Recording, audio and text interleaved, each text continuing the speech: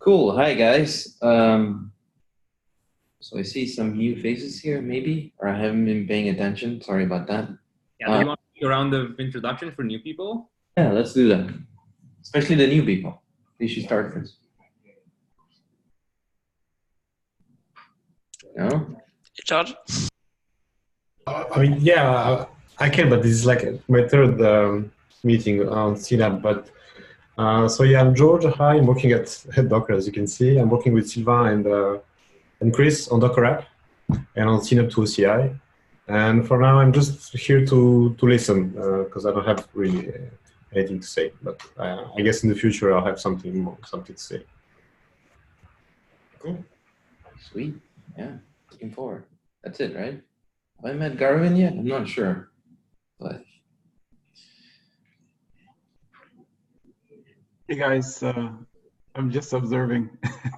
okay. You're one of those silent lurkers. Got it. Cool. Welcome, guys.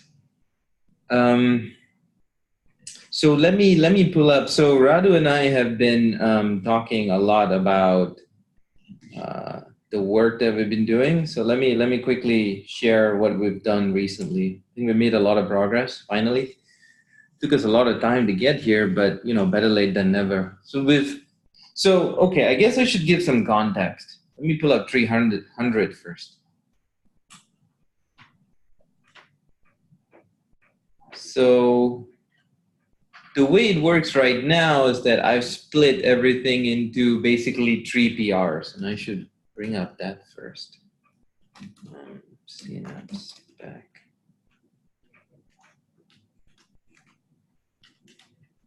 Sorry about this. Thought I had this in mind. Yeah, there we go. So there's a meta PR where we broke up the cnab spec because it's getting unwieldy and we were not sure what was going to go in, what was going to go out. So basically cnab 300 now basically is like a placeholder that tells you, hey, here's the general idea. Here's why you should use stuff and possibly in-toto to secure your bundles, and that's it. And it will go into some background like what the hell is stuff, what the hell is in-toto, what are roles, what are keys, what are offline keys, what are metadata, that sort of stuff, right? That sort of boring stuff.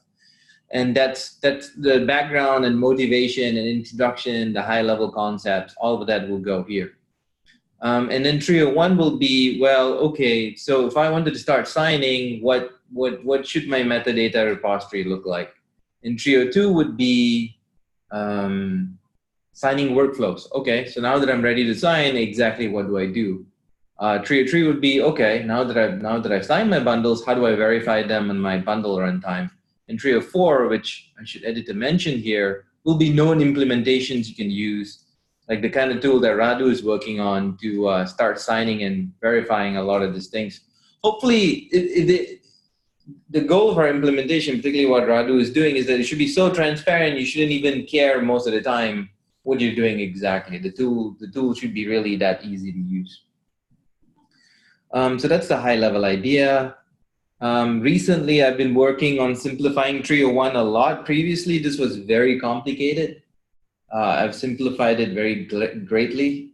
So I talk about a minimum viable product. So the thing about TUF and in-toto is that you can configure them in an endless number of ways, depending on the kind of security guarantees you want to get precisely, right?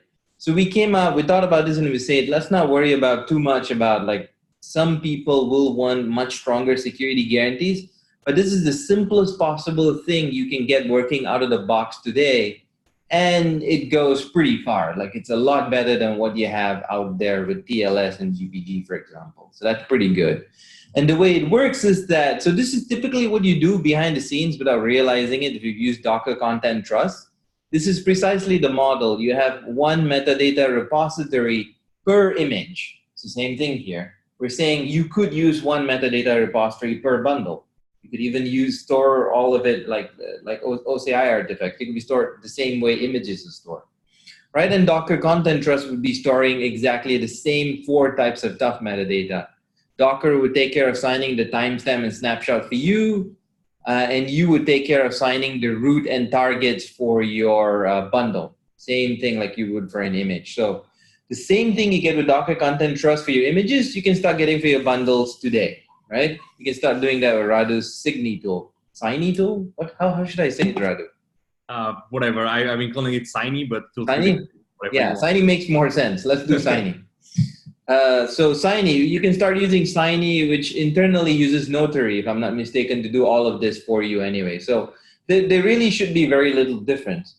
What we are adding new on top of that is to hijack a nice little feature of Tough that lets you, okay, so what does using Tough, what does using aka Docker Content Trust, the same thing, it's an implementation of Tough. What does using, so you can push a bundle just like you can push an image to Docker Hub today without signing any Docker Content Trust metadata. I'm just gonna call it Tough from now on. So what's the problem with that? Well, nothing, but let's say, hypothetically speaking, Docker Hub gets compromised or someone breaks into your developer Docker Hub account. Then they can start pushing malicious images. They can start pushing malicious bundles in this case, right? So that's why you should use Tough for Docker Content Trust to start signing your images so that just getting into your Docker Hub account or someone breaking into Docker Hub is not enough to mess with your bundles. They will also need your target signing key in this case, okay? So that's one good reason to use Stuff out of the box right away. Okay, so what the hell is this in-toto thing? Why should you use it? What in-toto tells you is exactly, so Tough protects you and says no one tampered with this image or bundle. I'm going to stop saying images. I'm going to say bundle because let's not worry about images right now. You can use the same idea just like you use Docker Content Trust to sign your bundle. You can use Docker Content Trust to sign your images and then you get a lot of security out of the box. It's pretty great actually. But why add in-toto metadata? So see, this is just pointing to the hash of your bundle. Good. This is the bare minimum you should do. What in-toto does on top of that, and that's why these boxes are dashed, is that you can now add provenance about how your bundle was built. So you can say, oh, Radu checked in the source code, and then the CI/CD steps along the rest of the pipeline, then transform that source code into the final resulting bundle. It's kind of like a good metaphor is, let's say you're in a crowd, right? Let's say you're in a conference, and I am here, and Radu's all the way at the other end of the conference. How do I send him a package? Well, I could build it here. I have a package. I made the package. But then I have to give it to many intermediaries in between. How do I know that every step along the way, nothing has been tampered with? That's what you would use in-toto for, right? So you would sign every step along the way. That's the rough idea. So we're just adding more metadata. If you want to, we're even saying this is optional. If you really care about that sort of guarantee where your bundles come from, then you could add that metadata on top of Tough metadata if you wanted to. And it's a way of doing this today without modifying Notary at all. Actually, sort of, I think it works out of the box, right, Radu? Yeah, it works with any Notary compliance implementation. Yeah, which is pretty fantastic. So that alone goes a long, long way. And so the recommendation is actually very simple. It's a very, very, very short, this is what example metadata looks like. And that's it. And then I talk about what happens if you compromise one or more of the keys. Well, there's a reason why. So if someone breaks into Docker Hub today, they would get the timestamp snapshot keys. Never mind what they are, just that they're very low impact keys. Hi, Nuno. They're very low impact keys and they cannot release malicious bundles. So that alone is pretty good, right? Someone breaking a Docker Hub, they can't mess with your signed bundles. That's very good. What this minimum viable product doesn't give you is, so presumably, we don't talk about where you store your targets and root keys. These are very, very important keys. But let's say the targets key is sitting on your infrastructure. So it's not enough for them to just compromise Docker Hub. They would also have to compromise your infrastructure.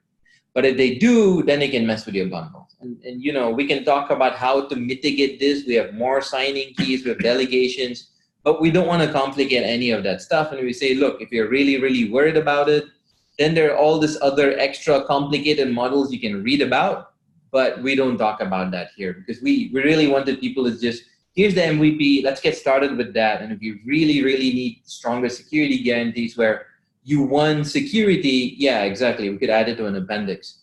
If you really want extra security, even if your own personal infrastructure is compromised, then there are possibilities, like what Datadog has done here for agent integration, for example. Yeah, so that's what I've been working on, and Radu has been working on 304, which I will hand it over to him.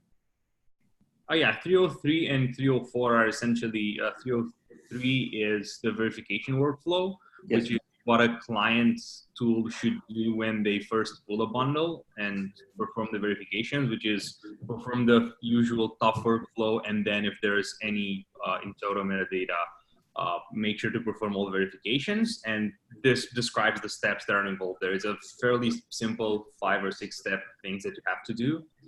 If you're using tough client libraries and in-toto client libraries, if they're available in the language you're building your tool, then it's supposed to be extremely simple.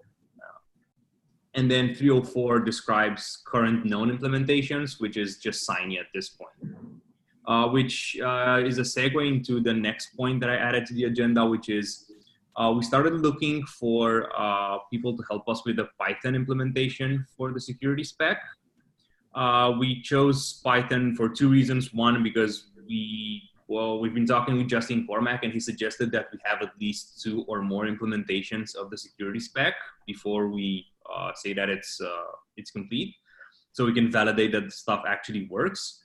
And Python, because both there are reference implementations for both tough and in-toto are written in Python. So we think this could be the easiest way to get started. On the other hand, I've never written Python, so if you want to help with that, that would be really awesome. Ah, sweet. Sign me up. Yeah, we would love to do it in Rust, personally at least, but Rust would be great. There actually is a Rust version of Tough, which... Yeah, there is no implementation that I know of in-toto, so the language we choose should be the least amount of work, and Rust, unfortunately, it would have been my first choice, obviously. Yeah, no, you're right. I would love to write a Rust version of in-toto someday, but maybe a year from now.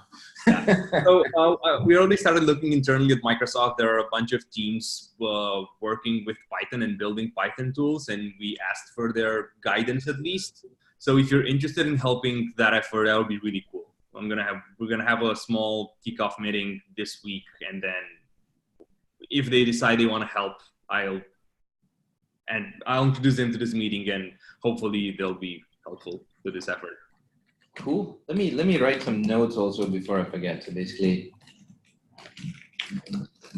and then the only outstanding issue that still remains with the current implementation with Signy is how we get the in-toto root layout key, signing key. So the one recommendation was to use the recommendation is, regardless, to use an out-of-band key. And one decision that we've had with Justin Cormack and Dishank a couple of weeks back was, at least for now, to try to use the one of Tough's key for that. And that is one item that I should update for Signy. I think it's the only thing remaining to be fully compliant with the spec. The other question is, would it make sense that recommendation for internal bundles for teams building in a single organization to use a key value, something like Vault or something like that, that would help them get the key out of band without much effort, or at least a mention in the spec of that? Or do you think that's going too far? Oh, I see. No, I think it's worth mentioning spec. There's one feature that we can use in Notary right now. They did really good work on that, which is the root key can be generated and kept. So when you first use Notary and generate root for the first time, it does something nice. It generates the encrypted file, root key, on your hard disk and says, here it is. And then it asks, do you also want to export a copy to the YubiKey? And then you can safely back up and delete the file from your disk, but then keep using the YubiKey from there. So I think we can safely reuse that. And we can reuse the tough root key for the in-toto root layout for now. Okay. Yeah, I'll make a change in Well, the verification workflow doesn't need any change, but the implementation does. So I'll try to make a change as soon as possible there.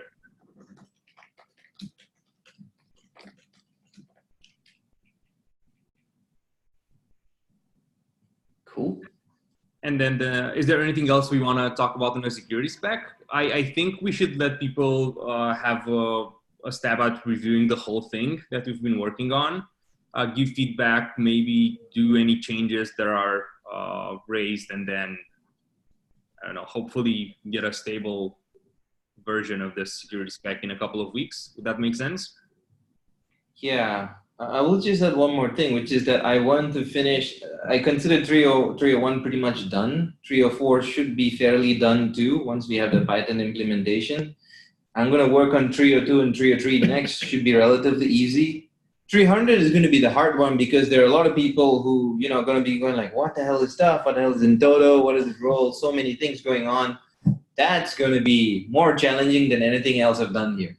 So. Yeah, I agree. And I've just read the Python PI PEP at the beginning of the week.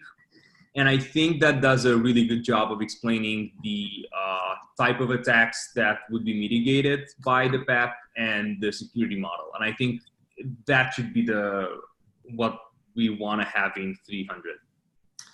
That's a good idea. I think I can just copy paste a lot of the text here. There's no reason to, to write anything new here.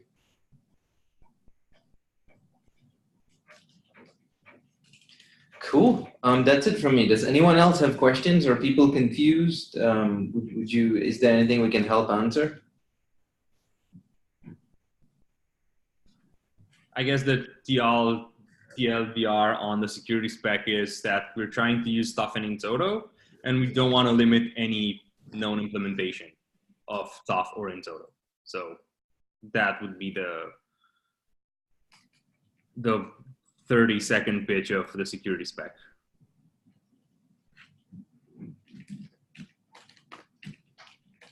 Yep. Okay, the next item that I added to the agenda was just a shout out to the work in cnab-to-oci to significantly simplify the dependencies used. So I've been using the in progress PR to simplify CLI types and API types. And I just took that and deleted all the vendor dependency in Duffel and cnab-go. And after 4 hours of mingling with other dependencies, I had a simplified version of all dependencies with a lot fewer overridden dependencies. So this puts us in a state where we only have to override, I think, still distribution, some credential helper, and pinpoint a version of container D, which in my opinion, people might disagree with, is reasonable compared to what we previously had.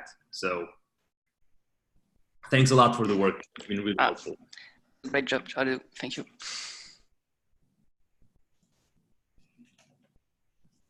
What's the specific thing we're using in Container D now? Because I know that George had moved it to at least not be a branch. No, it is a released version, and I think it's 1.3.0, and I think the latest is 1.3.1, so I think it's reasonable. Okay, cool. Yeah, it's way better compared to what we currently have in master for cnab-go right now, which is we have overridden dependencies for everything from CLI, Docker, distribution, even client Go for Kubernetes, and a lot of other things. So much better now. Yeah, we need to remove the Docker CLI dependency on cnab-go. That's something we have in mind for weeks. Even better. Thanks a lot for the work. Cool. And then I just wanted to add, there's actually currently no specs on registries. I think we have a pretty good shape now on cnab-to-oci. Should we kick off that too? Yeah, that was the final item on the agenda, which was me remembering that I did not schedule a meeting to talk about this distribution spec, and I apologize. Is everyone who's interested in this free this week so we can have a 30-minute talk about it? Okay. Should we try? Friday? Would that work? Friday, and I guess it would be a kind of a bummer Friday evening for people in Europe. I think Friday is fine. Maybe not. Well, it depends which time. It can be late for me. But let's discuss that offline. Let's discuss that offline if you want. We might need to do a what's it called, where you put up a bunch of dates and see who's available for which one. That way we can get everybody involved who wants to be there. Yeah. I apologize for not getting to it this week. I really apologize. I can tell you, the registry spec stuff's been on our backlog for a while. We've just been kicking the can down the road, so we know we need to get to it. Yeah, and I think the reason why we've been okay with it so far is because we know we have a working implementation with cnab-to-oci, which works for us, and we all of us agreed a couple of months back that it is the way to go. So we try to do this, at least from my perspective. I try to do the same thing with the security spec so that we're in a place where we know what we want to do and have an implementation. So now that that's coming along pretty well, we should circle back to the distribution spec and go back to OCI and make sure that what we try with the OCI index is agreed upon again by OCI and moving forward. I think the thing that I'm dreading the most is going back and into discussing all of that with OCI, but that's a personal preference. Yeah, it's more painful. Well, for us, it's like 11 o'clock at night as well, which makes it a little more fun. I'm not too worried though, because we did get, basically they said they don't care that much. We should just do what makes sense. I think, and the mechanism we've built into cnab-to-oci where we can do fallbacks, I think will help us in the sense that if registries don't support stuff, we'll just fall back. George has started making a list of tests against various different registries and where they break. And the idea will be that once we can put them all up on cnab-to-oci as issues, and then ping people at the various companies we know of, or make it publicly known who doesn't support it and who does. Yeah, I played around with Harbor this last week, and it breaks. Have been meaning to reach out to the maintainers, or I did reach out. I haven't had a chance to work with them yet, but I was planning to look into what support is needed. I think, Chris, did you worked on that some as well? Yeah, I mean, I work with George and Sylvain, but as I said, George started doing the testing on various registries, and we've got a list that we've tried, but we need to make that public and tell the registry owners exactly what they need to do. I think if you just use a Docker distribution, it works. So it's only if you're doing something more interesting that it becomes a bit of a problem. Yeah. At a minimum, you would have to either support an OCI index or a distribution manifest list and not strip out any annotations. I think that would be the minimum required for us to be able to use a registry for CNAB. Yeah, there is one thing that we discovered that was quite interesting, that maybe this is a good forum to discuss. So how it works is you can, at least with Docker Wrappers, you can include images, and they could be references to other OCI indices or Docker distribution lists. And the problem is when you start mixing and matching OCI and Docker distribution, it is not good. Many registries do not like this. I think how it works internally at Docker is that we have a common format that we store everything in. And it's just the representation that we show that's a bit different. But we need to think about how we manage that case. Do we, what happens if one of your images is an OCI one and another one is a Docker distribution one? Do we do a conversion? In terms of security, it's a problem because if you change the formats, then the any signing that you had on those images would change. This is where it gets really fun. Yeah, that's why I think the fallback should be removed, because you can't fall back. You just need to check every images, make sure that they all share the same format, and use the same as the service images to push the OCI index or the manifest list. Go ahead, Chris.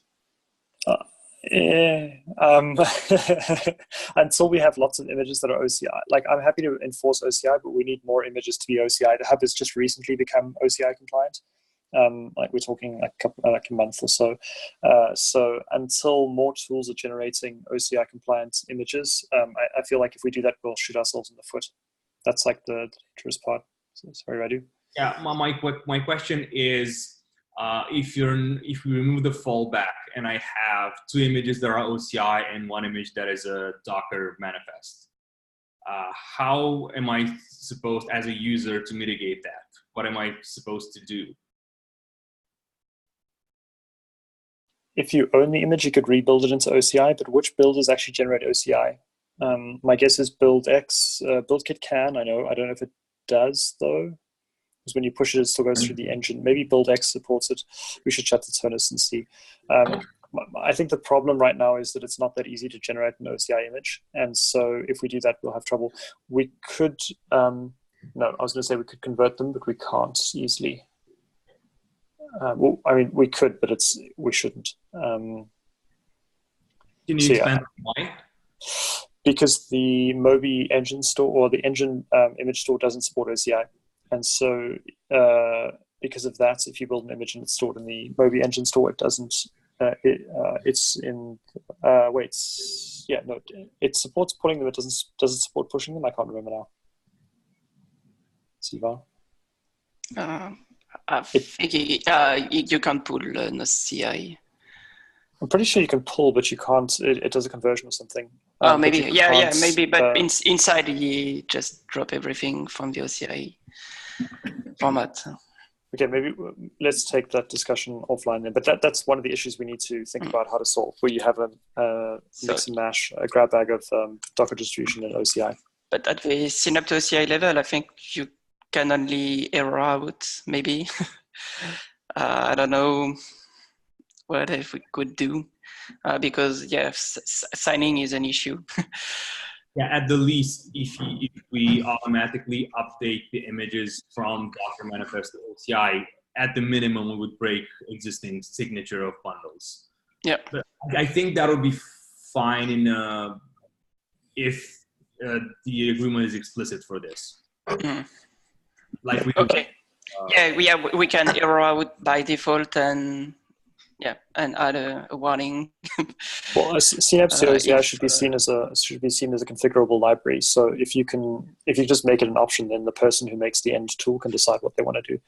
I agree with Radu. We need to be careful. If we make it too strict, then nobody's going to use this. That's the danger. Like my fear right here is what I said earlier: someone trying to build a bundle and then failing because 2 images are OCI and 1 image is a Docker manifest, and they have no idea how to mitigate that.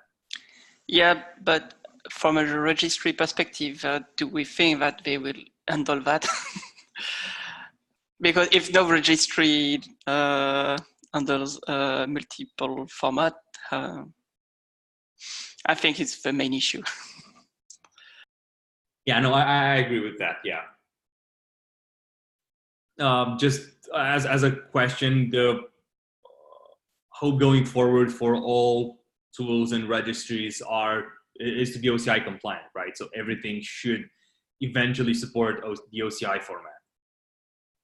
But the eventual part takes a long time, I guess. Well, it's the transition that's tricky, right? Because if tools are until everybody's using the latest tools that do the latest thing, it's going to take a while.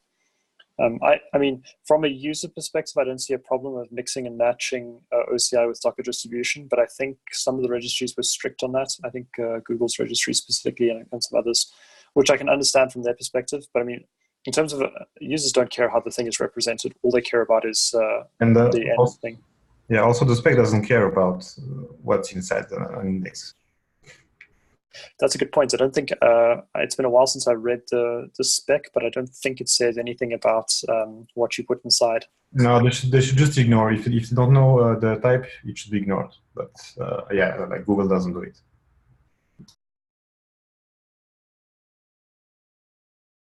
Okay, so a plan on the distribution spec would be first to review what we proposed to OCI last time, which was to ref the OCI index schema and add media type.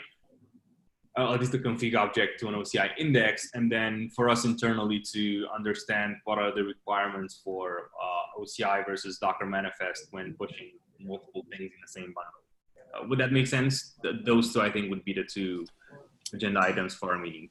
Yeah, those are the two I think to hit on. I'm curious to see how they react to that. So I think the first one we all pretty much agree is a good idea, and they won't have too much of a problem with that because it's just adding an extra object that people can optionally use. It's the second one that'll be fun. I don't think we ever talked about this thing with the OCI community at all so far, so that'll be interesting. The second one, which we briefly raised with the community and then quickly moved away so that they agree with our config object, was allowing to reference a manifest that is outside of the current repo. That'll be foreign to the current repo, but could potentially live either in the same registry or in a completely different registry. This would, in theory, allow registries who don't allow multiple media types in the same repo to represent CNAB bundles, to continue to represent them as OCI indexes. And that is, I hope people recall the discussion. I think that was adding a foreign object to an index. Yeah, we have foreign layers. The idea would be adding foreign manifests. Yeah. And this would mitigate the biggest complaint that people like Quay, for example, had, that, oh, I don't want to store two different things in a single repo. And I think that's going to be a bigger change, not required for us right now in the current state of our cnab-to-oci work, but potentially as more, as we want to have more registries adopted, this could be this will be a requirement. Yeah, the whole foreign layers and foreign manifest thing, I think, makes a bit of a nightmare for garbage collection on the registry side and for the user experience of like, do you even have access to this thing afterwards? Which makes me a little bit scared, but if people want it, I mean, why not? Yeah, you're removing all guarantees about being able to pull all the images. The funny thing is, it's kind of the same scenario with a separate notary and registry services. You have a signature pushed to notary, and then you hope that the image is there and the other way around. So it's kind of the same thing, and right now notary allows that. So hopefully, yeah, that's not going to be a big issue going forward. But I have doubts that this change would go or would be agreed on as easily as the config object was for the index. So I honestly, I don't count on that pretty much at all, or at least in the next couple of months. Radu, I have a question, which is, where do you store? So the tough metadata is in notary. Where's the in-toto metadata? Also in notary. Okay, I didn't know you could push any arbitrary stuff. Okay, cool. Right now, they're just shoved into the JSON custom object. Oh, you just store, okay, it's just literally blobs in there. It's not references to files. Got it, okay. No, it was the easiest way going forward. Yeah, at some point, that stuff is not going to scale, so we need to think of something, but we'll get there when we get there. And we don't dictate in the spec how you should store it, so I think we're fairly okay to changing that. Yeah. You didn't base 64 encode it or anything weird, did you? I've seen crazy things with JSON where people have base 64 encoded a TOML file or something horrible and stored it in JSON. I won't say who. Yeah. Nope. No, not yet. That's a good idea. I will look into it.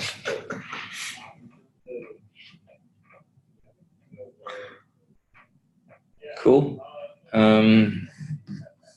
Yeah, that's it from me from security side at least. Good to hear all the progress in the registry part. That's cool. Yeah, and that's all I had on the agenda for the distribution spec. The second one is, do we think it is worth starting writing the distribution spec before we agree with OCI, re-agree on the change and us specking out all the discussions that we've had so far, or do you want to wait until all of that is. I'm thinking that the reason I'm asking this is I do not think that apart from the OCI index versus Docker manifest discussion, none of them should significantly change the cnab distribution specification. I think we should write the distribution portion now because the OCI moves slowly. So even if they do like the config object, when do you think that'll get approved? Like, and then how long will it take registries to adopt it? So we can maybe put it in as a section saying we're working on this in parallel, and when that arrives, it'll supersede this. And we could even say the tools should have backwards compatibility. It's not that complicated, and the fact that cnab-to-oci will probably have to do it anyway. People who make tools won't see that. Yeah. Okay.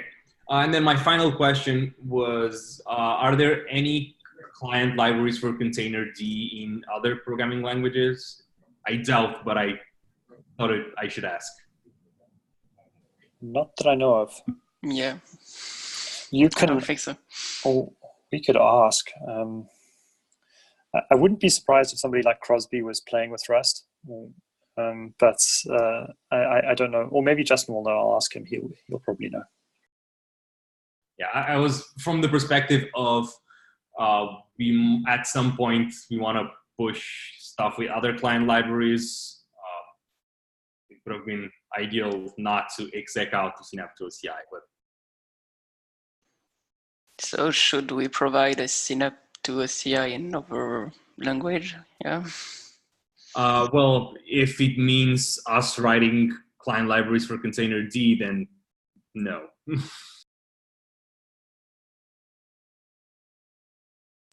I honestly, I tried compiling containerd to WASI, but Go doesn't support WebAssembly system interface yet. So that was my first try. There is a WASI shim for containerd, I think. Yeah, but that's starting containerd implementations and not containerd libraries itself. Yeah. Yeah, the shim execs out to Wasentime. And this is completely out of the scope of the meeting. Sorry, everyone. That was everything I had on the agenda. Sorry. But I think we don't need all the containerd libraries, only those on distribution to push and mount. I don't think that's much. I think we could rewrite that in another language. Yeah, if it's a minimum amount of effort, then that would be nice. If it means writing a whole bunch of libraries and dependencies of containerd, then it's absolutely not tackle it right now. Yeah, like rewriting Notary in Rust would be fun. Yeah, all the security stuff is really tricky. I asked the question on the channel. I'll let you know. Yeah, thanks a lot.